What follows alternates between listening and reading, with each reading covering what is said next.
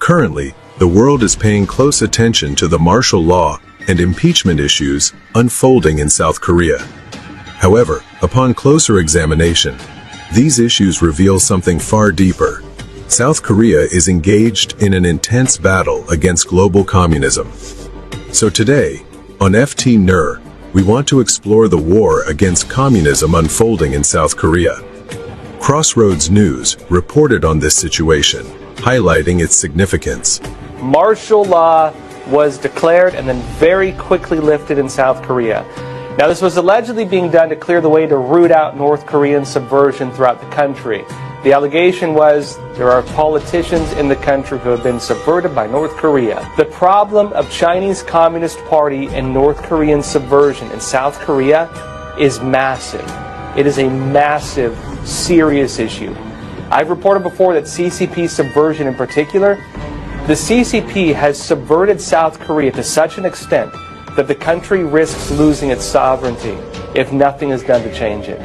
I would actually say the majority of the country currently is controlled by the Chinese Communist Party. Additionally, Dr. Gordon Chang stated that if South Korea's President Yoon falls, the country risks being overtaken by China and North Korea. This is not merely a domestic political issue, it is a war against communism.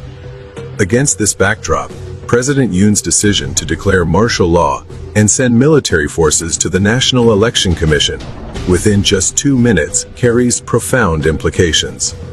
Why did President Yoon deploy troops to the NEC immediately after declaring martial law? For years, the Chinese Communist Party and Russia have been accused of interfering in elections in key countries to aid communist-aligned factions. Recently, in Romania, a country of strategic importance to Russia, evidence of Russian interference in election fraud was exposed, resulting in the annulment of the election results.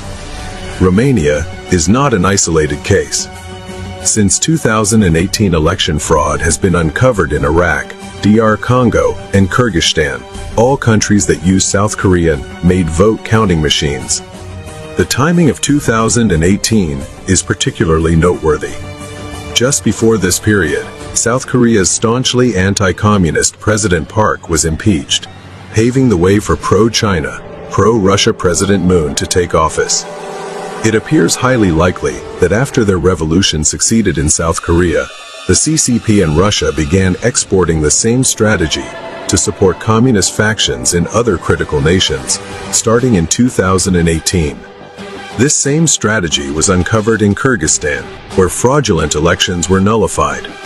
Coincidentally, on the very day President Yoon declared martial law, he also met with Kyrgyzstan's president. That same day, he sent troops to the NEC. Is this all just coincidence? The U.S. had already begun investigating South Korea's election fraud issues in July. After Trump's victory in the presidential election, reports of election fraud began emerging simultaneously across multiple countries, including South Korea, even before his inauguration. This suggests a global conflict against forces seeking to dominate the world through election fraud. If these efforts to expose fraud fail, many nations may fall into the hands of the CCP, Russia, and their backers before Trump's inauguration. Nations that succumb to the CCP and Russia will lose their freedom entirely, and their churches will be shut down. To those who love freedom and cherish the church worldwide, this is not merely South Korea's issue. It is the labor pains of a new global order. If we lose this war, the world will become communist. South Korea is fighting fiercely right now. You too must fight and pray earnestly to ensure that your own country is not taken over by communism and the forces behind it.